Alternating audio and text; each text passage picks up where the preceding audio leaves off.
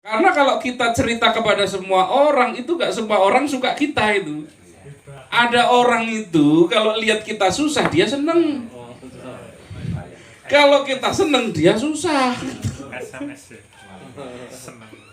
Itu loh. Maka ketika kita ketemu masalah, cukup sampaikan kepada orang yang sekiranya dia tahu atau mampu memberikan kita itu minimal masukan-masukan, nasihat-nasihat. Walaupun mungkin nggak solusi, gitu. Walaupun mungkin nggak solusi, tapi minimal mampu memberikan nasihat untuk kita supaya lebih sabar, misalkan. Walaupun nggak bisa ngasih solusinya, gitu. Itu nggak apa-apa. Karena kalau di dalam Al-Quran itu yang boleh kita sampaikan kepada orang banyak itu wa amma bi ni'mati rabbika fahaddis, dan terhadap nikmat Tuhanmu fahaddis, maka sampaikan. Jadi kalau kita itu dikasih nikmat itu malah boleh ngomong-ngomong. Nikmat yang paling besar yang diberikan Allah apa? Nikmat apa? Iman. Nikmat apa? Islam. Berarti nikmat iman dan nikmat Islam ini harusnya kita omong-omongkan kemana-mana. Harusnya itu. Kalau kita itu diberikan nikmat, ngomong sama orang-orang. Tapi kalau kita diberikan tadi musibah, kesulitan, penderitaan, ya ngomong dengan orang tertentu saja. Enggak semua orang kita ajak ngomong gitu. Ini ya, karena ketika kita membicarakan kesulitan itu di depan semua orang, nah itu seolah-olah kita itu sedang ngomong Allah itu di depan orang. Ini, kita lagi menderita seolah-olah mau mengadukan Allah itu di hadapan orang-orang. Ini Allah kok gimana ini ngasih orang sebaik Mas Fajar kok diberikan ujian seberat itu. Nanti kan begitu akhirnya. Itu nggak boleh. Itu ya. Jadi ketika diberikan ujian, ditambahkan lagi, sudah sabar kok ditambahkan lagi masalahnya, sabar lagi, tambah lagi masalahnya, itu sekaligus diberikan tambahan oleh Allah kekuatan dan sekaligus sebenarnya solusi.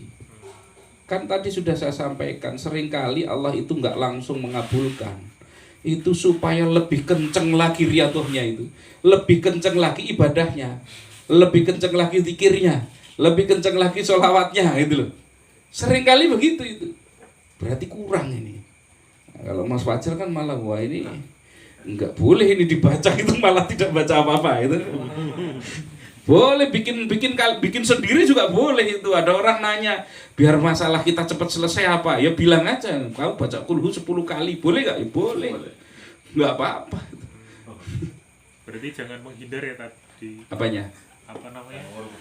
Jangan menghindar, maksudnya kan karena di lingkungan sekarang banyak tekanan, saya keluar kota aja lah, kayak gitu ya tadi. Gini, di dalam problem menghadapi suatu masalah itu kan orang itu punya pilihan. Kalau memang dia itu sama sekali tidak mampu untuk menyelesaikan persoalan di situ, pergi itu lebih bagus. Itu contoh Rasulullah lakukan hijrah dari Mekah ke Madinah. Itu hijrah itu namanya. Itu hijrah dari satu tempat ke tempat yang lain yang lebih bagus itu. Tapi kalau kita punya kemampuan, nah ini ya, kita mampu misalkan kita menghadapinya sebenarnya masih ringan itu. Tapi rasanya walah, mending saya pergi saja. Nah, ini apakah ini menghindari masalah atau bagaimana ini? Kita kan pergi ke suatu tempat yang lain untuk menghindarkan masalah supaya kita itu mampu menjalankan syariat Islam. Jadi syarat hijrah itu yang sebenarnya adalah ketika kita kesulitan untuk melaksanakan ibadah, maka kita boleh untuk meninggalkan tempat tersebut sehingga kita itu mudah di dalam beribadah. Misalkan itu syaratnya begitu. Jadi kalau cuma problemnya sederhana seperti itu ya dihadapi saja, karena ketika kita menghindari suatu masalah itu hanya akan numpuk. Satu masalah kita hindari, tidak diselesaikan ini, kita hindari. Oke, masih ada masalahnya, cuman kita hindari. Besok kita lari ke satu tempat di A itu, di tempat A itu, di tempat A muncul masalah. Akhirnya kita pergi ke B. Nah, sekarang mau balik ke yang A sudah ada masalah, B ada masalah. Masalahnya semakin banyak. Maka kita itu lebih baik adalah memilih untuk menghadapi masalah tersebut. Karena Allah pasti di dalam memberikan masalah bareng sama solusi. Itu pasti ada masalah ada solusinya. Ini. Ada lagi? Mas Anwar ini lama ini nggak pernah nanya ini karena ngantuk terus sekarang, sibuk sekali. Tanya Tad. Gih? Ini kan materi tentang ujian ya Tad. Ya, boleh sebenarnya ya. Kalau misalnya gini Tad, ada suami istri, posisi istri itu hutang di koperasi gitu Tad. Cuma suaminya kemudian karena didatangi petugas koperasi akhirnya melakukan pukulan, memukul istrinya gitu. Nah singkat ceritanya kalau secara di tuntunan Islam gitu, bagaimana agar suami istri itu dalam arti keluarga itu bisa terbebas dari hutang gitu Tad. Itu Tad. Ini pertanyaannya supaya keluarga bebas dari hutang. Iya, terutama terkait yang misalnya suami istri itu kadang ada yang mungkin suami kan nggak mau tahu, ada yang Ya. Ini bertanya bagaimana strateginya bebas dari hutang, yang ditanya punya hutang, ini gimana ini? Gini, utang itu kan ada utang yang haram gitu ya, ada utang yang tidak haram. Ada utang yang kita punya bayangan untuk menyelesaikan, ada yang tidak, kan gitu. Nah, ada yang tidak. Maka di dalam prosesnya ketika kita itu memang mau menyelesaikan utang, itu proses pertamanya ketika memang utang tersebut ternyata adalah utang haram. Ya, kalau utang itu utang yang haram ya. Catatannya begitu.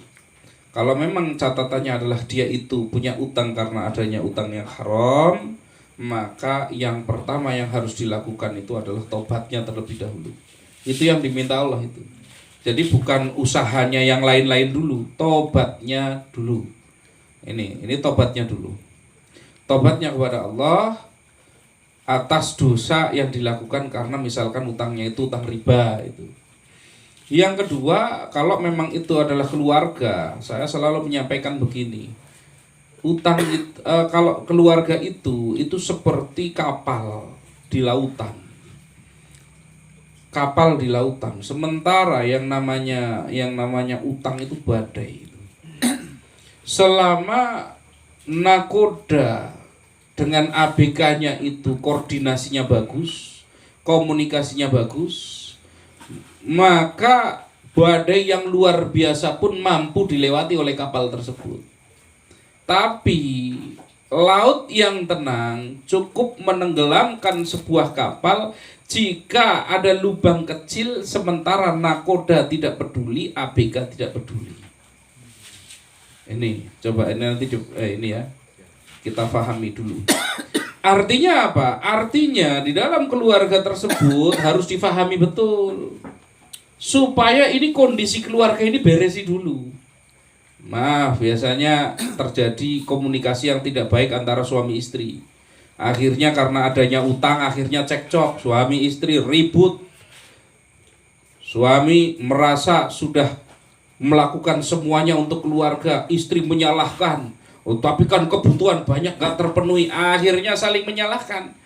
Maka utang itu bolongnya kapal itu. Lalu kalau sudah saling menyalahkan itu jelas itu akan tenggelam dengan sendirinya itu. Nggak perlu badai besar, itu tenggelam dengan sendirinya. Nah, maka yang harus dilakukan setelah selain tobat itu tadi adalah seorang suami dan istri mereka harus bersama-sama untuk saling memaafkan. Harus saling memaafkan, menyadari kesalahan masing-masing. Masing-masing harus menyadari kesalahannya. Yang suami menyadari kesalahannya. Itu. Ya iya sih, saya tinggal keluar rumah, yang ngadepi debt collector istri di rumah dimarahin orang tiap hari gitu. Akhirnya pusing gitu kan itu.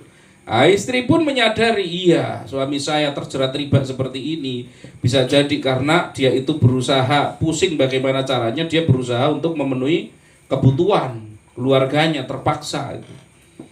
Maka hal yang seperti ini harus disadari antara suami dan istri. Kemudian setelah menyadari itu saling memaafkan. Kalau sudah saling memaafkan, langkah selanjutnya adalah berkomitmen bersama. Komitmen bersama tadi komunikasinya diperbaiki, siap berjuang bareng, menghadapi bersama-sama. Itu syaratnya. Ini baru nanti setelah sudah tobat, perbaiki komunikasi suami istri, baru kemudian riyadhah bareng-bareng. Suami keluarga itu riyadhah bareng. Tadi bisa duha bareng, bisa sedekah bareng, bisa sholat jamaah bareng sama-sama, yuk rame-rame ke masjid lah kita bareng-bareng. Bisa puasa Senin Kamis bareng-bareng. Silahkan mau pilih yang mana, sukanya yang mana. Yang penting setelah tobat itu pembersihan. Selanjutnya kalau sudah dibersihkan, dihias itu dengan amal soleh.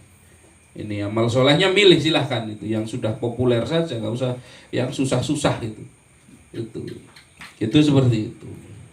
Nah, setelah itu semua, jadi solusinya Allah dulu semua itu, baru nanti ketika hatinya sudah tenang, keluarganya rukun, walaupun utangnya belum, utangnya masih utuh ini, tapi di dalam menghadapi sudah siap. Maka baru di situ upaya-upaya teknis seperti kita fokus dulu bangun usaha, fokus dulu menambah penghasilan, fokus dulu melakukan negosiasi dan seterusnya. Baru seperti itu. Jadi langkah awal ini harus diselesaikan terlebih dahulu. Kalau nggak diselesaikan nggak bisa selesai. Itu jelas nggih? Ada lagi tambahnya, kalau misalnya dari pihak istri